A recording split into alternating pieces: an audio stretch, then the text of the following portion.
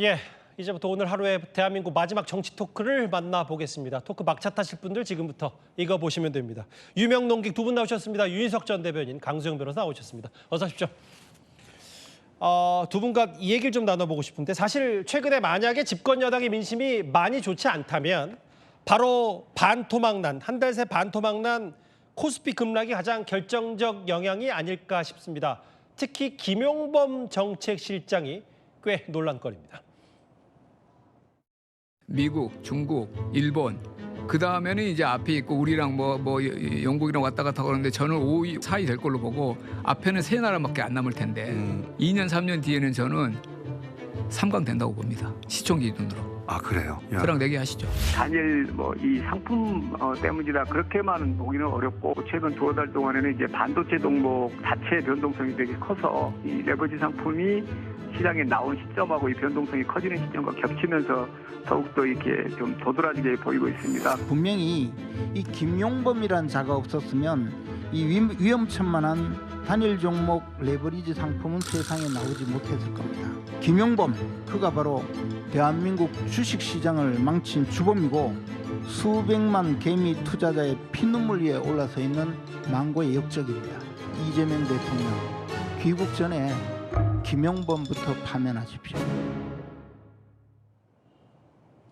유인석 대변인님, 물론 뭐 주식 투자야 개인의 선택이니까 개인이 책임지는 건 맞는데 그간 정책실장의 말들을 보면 논란의 소지들이 좀 많긴 많았어요.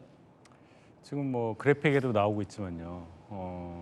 김용범 정책실장이 그동안 적어도 주식시장 관련해서 하신 말씀은 굉장히 폭이 넓어요. 우리나라 이제 만스피 뭐 이런 얘기 나왔잖아요. 예.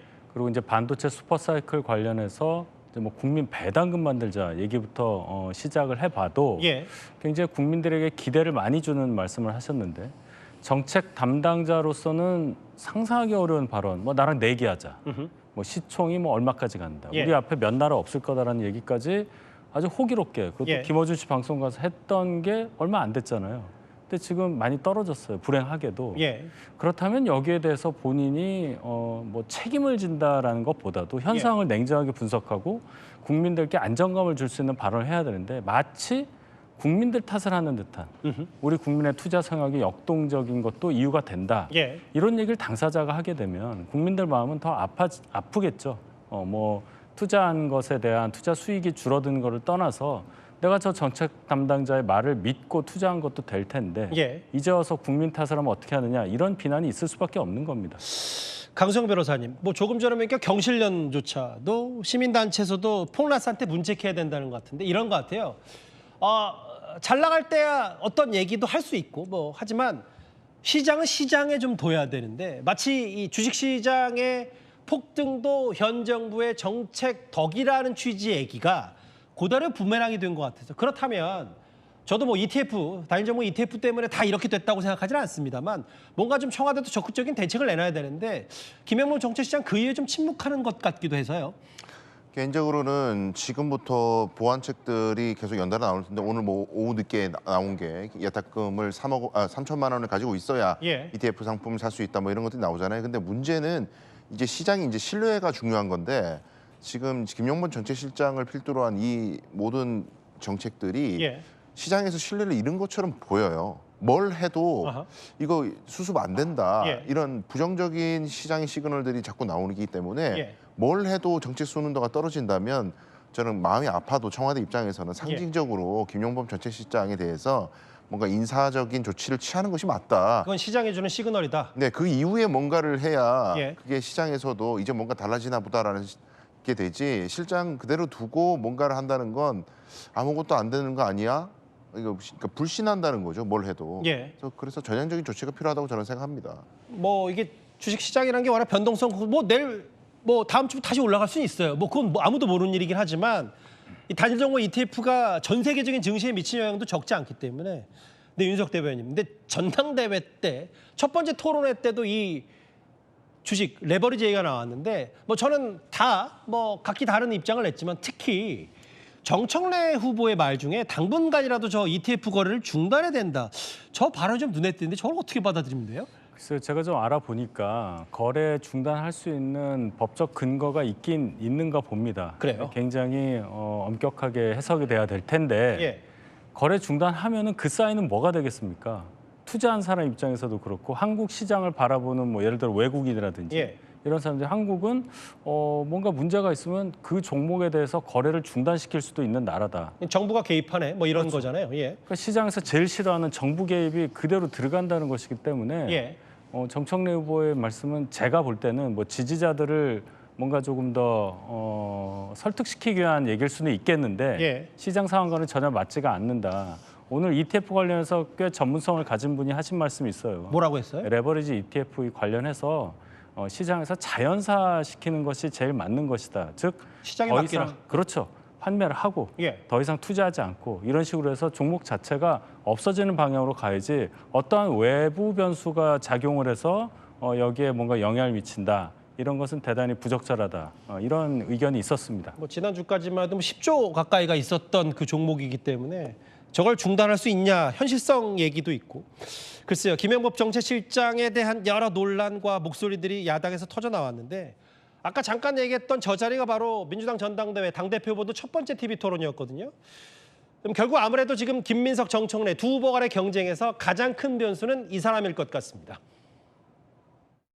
유시민 작가가 대통령을 일개 그룹의 수장이라고 지칭해서 사실은 당과 국가와 대통령을 모독하고 국민을 모독하고 필패론 거의 저주에 가까운 그런 말씀을 했는데 그런 상황에서 한마디도 못하는 노코멘트를 하는 지도부나 당대표가 과연 가능한가? 그러면서도 내가 대통령을 지키겠다고 이야기할 수 있는가? 너무 표만 계산하는 것 아닌가? 십자가 밟기는 안 했으면 좋겠습니다. 누구를 욕하면 친명이고 욕 안 하면 뭐고 이런 식으로 하지는 않았으면 좋겠습니다. 너무 잔인하지 않습니까? 왜 노코멘트 하냐? 십자가 밟기 하지 마라. 전당대회 막판까지 아무래도 유시민 작가의 저 앞으로 방송에서 또 어떤 얘기 할지 모르겠지만 그게 변수가 될 것 같은데 지금 화면에 오늘 새로 나온 여론조사가 있어요. 정청래 21, 김민석 19, 송영길 6. 근데 없다가 굉장히 많습니다. 40일. 근데 이제 전반적인 이 여론조사고 또 하나 볼게요. 이번에는 민주당 지지층에 한해서 정청래 29, 김민석 34, 송영길 9. 강성 변호사님. 네. 저 정도면 지금 김민석 후보가 많이 치고 나가지 못하는 겁니까? 아니면 어떻게 봐야 돼요? 이제 정청래 후보를 지지하는 사람들이 강하게 결집하고 있다고 봐야 되겠죠. 예. 오히려 확장할 수 있는 공간이 줄어드는 거죠, 김민석 후보가. 근데 여전히 이제 선호 투표자가 있기 때문에 저 여론조사 결과도 봐도 김민석 후보하고 송영길 후보가 거의 연동이 되면 예. 아직까지도 당선 가능성은 김민석 후보가 높다 그렇게 볼 수는 있는데 예. 정청래 후보가 문제가 저기 지금 결집돼 있는 사람들보다도 더 많은 외연 확장. 그러니까 1차에서 예. 바로 과반이 넘어갈 정도로 그 결집이 되느냐 이게 관건일 것 같아요. 뭐 충청부터 시작하는 그런 이제 지역 투표 말씀하시는 거죠? 그렇죠. 근데 이제 정청래 후보의 한계가 기존에 원래 좋아하던 사람들 뭉치는 건 잘하는데 예. 정청래 후보를 싫어하는 사람을 좋아하게 만드는 그 능력이 매우 떨어지거든요. 듣는 정청래 후보 좀 기분 나쁠 것 같은데 일단 말씀하시죠. 냉정하게 예. 말씀드릴 수밖에 없어요. 예. 원래 정치 기제 자체가 상대방을 적으로 규정해 놓고 자신을 피해자로 이제 만들어서 예. 연민의 정을 느끼기 위해서 뭉치게 하거나 뭔가 피해자를 위해서 내가 지켜준다는 어떤 경호실장 느낌의 너무 100% 그렇지 않다는 건 제가 뭐 일단 순화하고 일단 말씀하십시오. 네, 예. 그러니까 그런 경향으로 정치를 해오셔서 예. 그거는 이제 빠르게 결집시키지만 한계점이 고점이 있다는 거예요. 예. 그래서 뭐 제가 폄하한 거 아닙니다. 있는 그대로 기술을 쓰시는 거 제가 그대로 말씀드리는 거고요. 예. 그래서 아직까지는 김민석 후보가 앞서가고 있다. 그렇게 보는 게 맞을 것 같습니다. 21, 19, 6. 다음 또 화면 볼게요. 아까 민주당 지지층. 29, 34. 아무리 민주당 지지층이 조금 더 앞선다고 하더라도 윤석 대변인 뭐 그럼에도 선호 투표제라는 제도를 고려하면 뭐 송영길 후보도 있는 거니까 여전히 김민석 후보가 조금 유리하다고 볼 수 있는 거예요? 저는 좀 반대되는 해석을 합니다. 반대요? 그러니까 대부분이 인식하기로는 3위로 생각되는 송영길 후보를 지지하시는 분들이 예. 2순위로 정청래 후보보다는 김민석 후보를 더 지지할 거다 이렇게 보는 거 아니에요? 예. 저는 거기에 별로 동의가 안 되는 게 예. 송영길 후보가 지금 서브 후보처럼 김민석 후보를 지원해주는 역할을 하고 있느냐? 예. 그렇지는 않습니다. 그건 다 인정을 할 거예요. 본인도 당선을 위해서 지금 뛰고 있는 건데 그러면 송영길 후보를 지지하는 분들의 성향이 어떨까를 한번 생각을 해봤어요. 예. 송영길 후보가 2000년에 보궐선거로 당선돼서 정치 오래 하셨잖아요. 예. 그럼 민주당에 굉장히 오래 몸담고 계신 당원들이 송영길 후보를 많이 지지할 가능성이 높은데 그분들과의 정서적 유대 관계를 생각해 볼 때 김민석과 정청래 어느 분하고 더 가깝게 느낄 것이냐. 저는 18년 동안 당 밖에 계셨던 분보다는 그래도 당에서 쭉 있었던 분과의 정서적 유대 관계가 훨씬 더 깊지 않을까. 그래서 반대된 해석을 좀 해봤습니다. 방금 여론조사 팽팽 접전 오차범위대 이거 다시 한번 말씀드리고요. 강수영 변호사님 하나만 더요 질문을. 유시민 작가 얘기가 첫 번째 토론에 나왔는데 십자가 밝기 안 했으면 좋겠다. 약간의 뭐 정청래 후보의 전략적 모호성. 저게 언제까지 유효할지. 계속해서 김민석 후보는 또 저 유시민 작가에 대한 입장 표명이 왜 없냐를 공격할 것 같거든요. 근데 전 정청래 후보가 좀 실책을 한 게 십자가 밝기는 뭐예요? 신앙의 대상에 대해서 발부라는 얘기를 하는 거잖아요.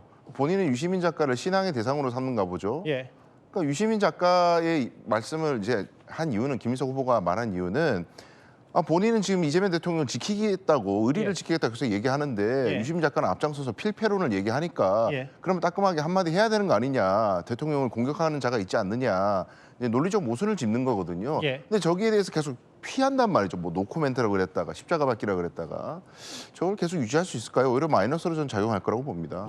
오늘 정장을 거의 맞춰 입고 온 듯한 두 분의 유명 논객과 함께 오늘 정치 토크 정리를 했습니다. 두 분 말씀 잘 들었습니다.